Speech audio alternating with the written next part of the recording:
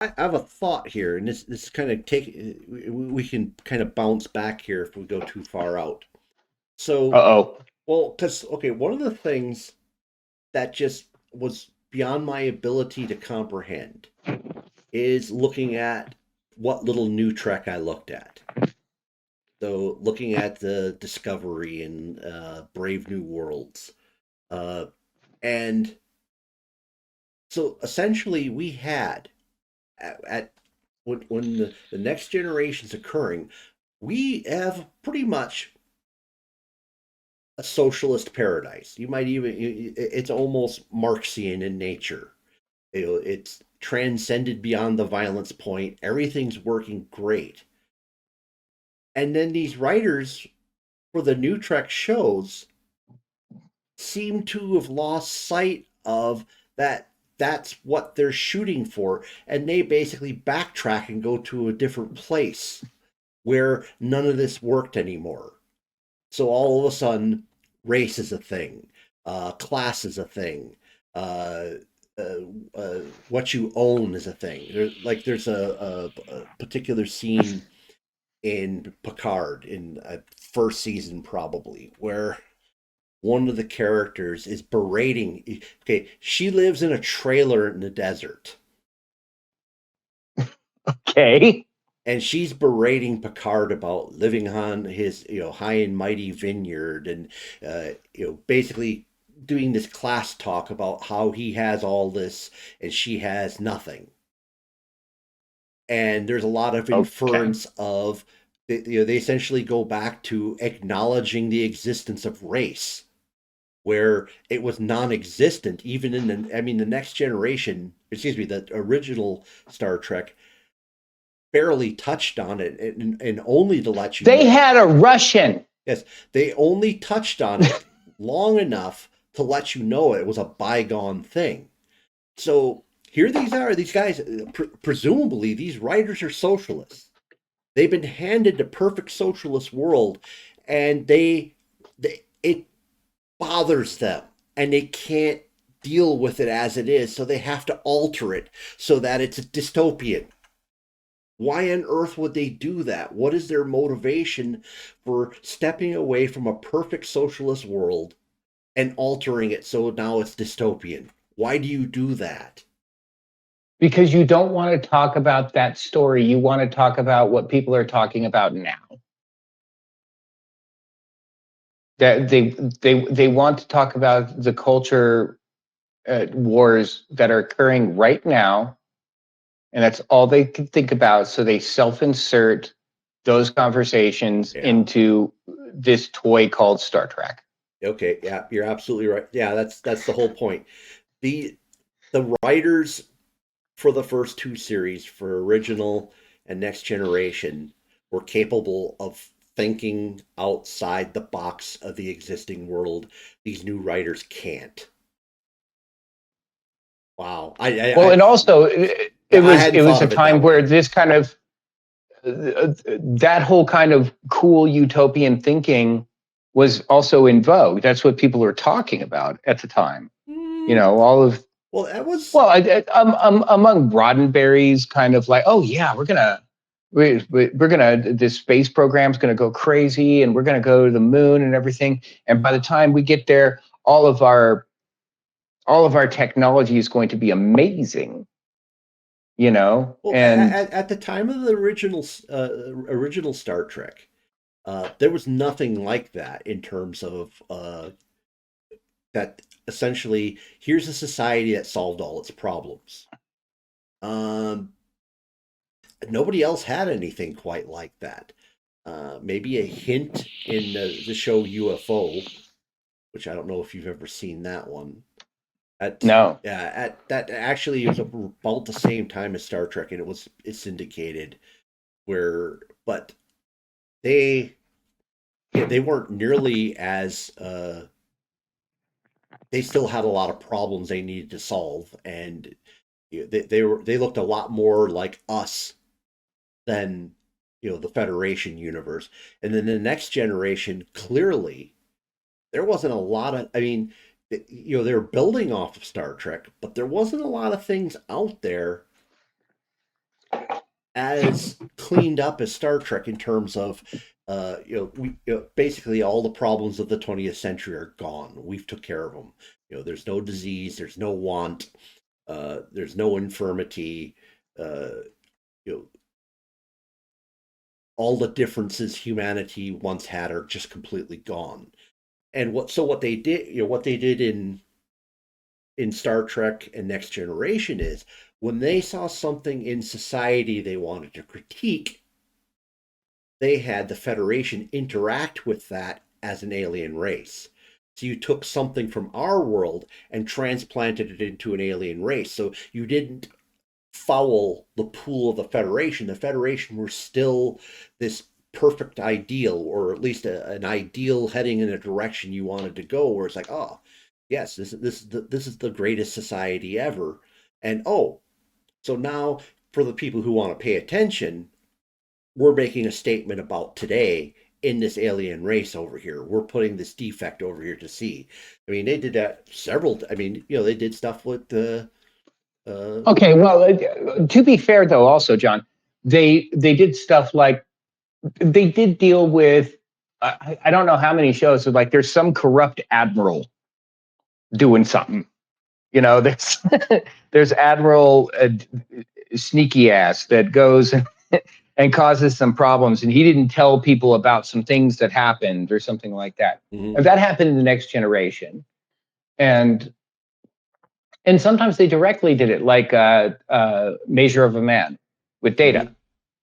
where they're like trying to prove Data's consciousness and worth as an actual being and not just a piece of machinery. So they did turn inward on themselves somewhat as well. Yeah. And I guess what I meant by my original statement was that I think that this is what was being talked about in Roddenberry's circles. Yeah. I'm like, oh, can you imagine, man? This is what's going to happen. And so he's like, that's what I'm going to write about and everything. And so that was the political feeling that he was getting in that time in that place. Yeah. But okay, but so the thing is, so if you're one of these modern writers writing new Trek, why wouldn't you follow the same formula where you're like, hey, look at us. We're a perfect socialist society. Everything's great here. And so, and today we're going to the planet of the Trumpites and blah blah blah blah blah, and basically, show, and you could even make them as ridiculous as you want them to be because they're not us. So you don't even you can go completely over the top doing it.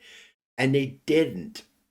They projected all this stuff onto the Federation rather than projecting it onto the. Oh, they did the alien races too, but they projected all the bad stuff onto them, which I don't understand.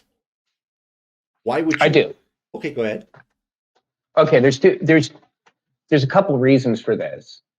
And when I guess maybe I should do the more conspiratorial one first. Like, so why would you do this? I believe that to a certain extent, the new generations of writers are hacks, and I agree. and because of this, we have seen different different properties, be them superhero movies or just, I mean, just take your pick at a genre and everything. And it gets really poorly handled by the writers. They always want to insert something like this and everything that basically you're like going, okay, you're not honoring the original story here at all. You're just doing your own thing and everything else. And I think my conspiracy theory is that this is purposeful. Is they know they can't write a story that good. So they just want to destroy that story so that their bullshit stories that they write outside of that look better. I don't want to make a great Superman story. I want to destroy Superman because I could never make something that good. I'll destroy this legacy so I can make another one. That's my conspiracy theory. You may not be too far off there. But also, I think it just has a lot to do with human beings now, and how modernity affects how people think and how people write. And one of the cool hip things to do is just to deconstruct everything. Mm-hmm. You know, and telling a straightforward, wholesome story, good guy, bad guy, blah, blah, blah. And I don't mean you'd have to make your characters two-dimensional, Yeah. but definitely you know who the white hat is and you know who the black hat is in this story. And I think that's just hard. You know, people don't want that, want to write that. They want to fill things with nuance and make things interesting. Like, no, there are no good guys actually, and there never are, and everybody's an asshole. And Very, so I think there's a very lot of Frankfurt that. School, yeah. Yeah. So I think those two reasons are why that occurs. I for sure believe the latter one, and I suspect the first one. Well, one of the things, and this is something we originally disagreed on. I don't know if you still feel the same way. The Black Mirror episode, The McAllister. Oh God, that was such a horrifying episode. Okay. So when I saw it, I viewed it as a hate letter to Star Trek. To me, I saw the other story that was being told there, but uh, to me, it was like somebody who literally screamed with rage when they saw the original Star Trek, and they weren't merely parodying it; they were flaying it alive and tacking it to the wall.